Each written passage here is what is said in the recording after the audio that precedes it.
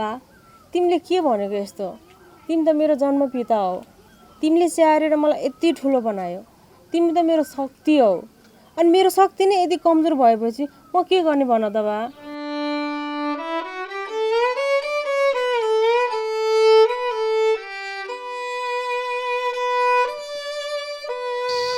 ओइ गोपाले साइडमा निस्केको बेलामा बाटो काट्नु हुँदैन भने त दलित थाहा छैन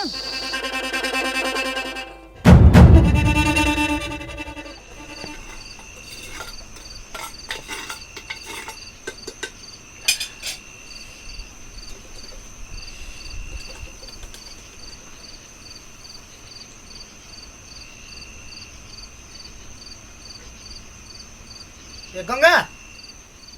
गंगा हाय बाहिर आइज न यो गोपाल आइसक्यो एकछिनै पख ए गोपाले त पो भित्राइछ न के भन्छ यो गाउँ समाजले देख्यो भने के भन्छ तेरो गाउँ सब तैसँग राख्नु मलाई मतलब छैन त चाहिँ भित्र आइज नि ओइ ओइ ओइ के गरे सुन्नु न गाई साहब कि त्यही गोपालेलाई काम गरेर राख्ने हो केटो इमानदारी पनि छ मेहनती पनि छ इमानदार मात्र भएर हुन्छ जात मिल्नु परेन आफै त्यस्तो नै छ र अनि त्यो गोपाले त त्यसको बुढा भने पनि हुन्छ सब भएको तर बिहे नभएको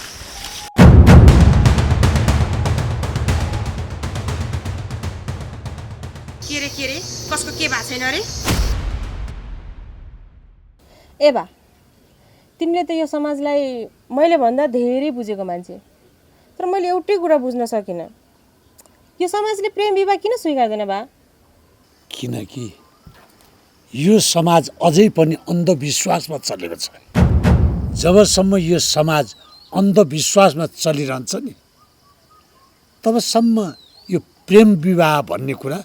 हुनै सक्दैन काजी साहब दलित कहिले आफै दलित हुँदैन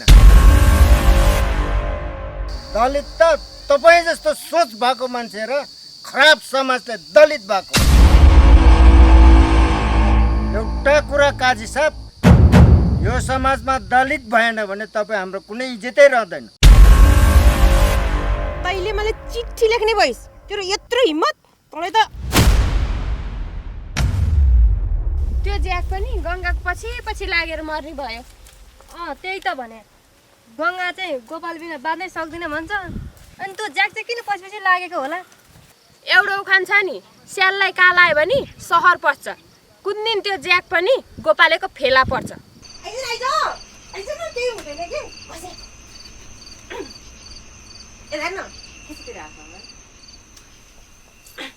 हालखबर भन्दा पनि